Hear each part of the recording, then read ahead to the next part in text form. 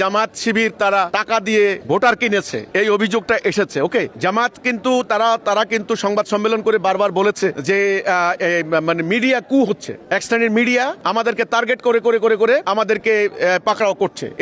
এনারা বলছেন এগুলা তাদের নির্বাচনে ব্যয় করার জন্য বৈধ টাকা, ব্যক্তিগত টাকা, অনেকে বলছেন ব্যবসায়িক টাকা। যাই হোক, তারা তো ব্যাখ্যা দিয়েছে, কিন্তু মিডিয়ায় এমন ভাবে ব্যাপারটা এসেছে, অর্থাৎ মোদ্দা কথা হলো বিএনপির প্রার্থীরা করে নাই কিন্তু এমন না। ওকে, জাতীয় পার্টির প্রার্থীরা করে নাই এমন না, জামাত ইসলামের প্রার্থীরা করেছেন। এখন আপনার কথা হলো যে যারা ইসলাম চায়, ইনসাফ কায়েম করবে, ন্যায় বিচার কায়েম করবে, মানে ইনসাফ, এখন তো আর আল্লাহর আইন বলে না, বলে ইনসাফ। তো আল্লাহর বিধান যারা কায়েম করবেন তাদের বেলায় এই অভিযোগগুলো উঠাটা এটা দুঃখজনক, এটা অনৈতিক, এটা কিন্তু গ্রহণযোগ্য নয়।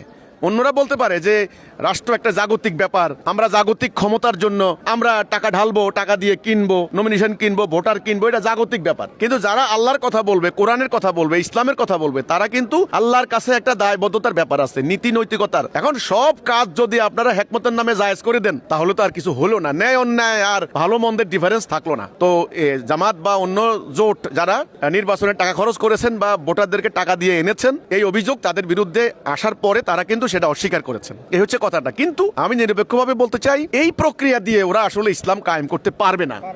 অনেক ভোটার এখন হতাশ হয়েছেন, অনেক প্রার্থীও কিন্তু হতাশ হয়েছেন। এই প্রক্রিয়াটা ভুল প্রক্রিয়া, আমি বারবার যে কথাটা বলেছি। এই এখন চলমান প্রক্রিয়া ত্রুটি বিচ্যুতি বলতে গেলে হাজার রকমের বলা যায়, বলে তো কোনো শেষ নাই। সোজা কথা, চলমান বিদ্যমান প্রক্রিয়া বাদ দিতে হবে যদি ইসলাম কায়েম করতে হয়।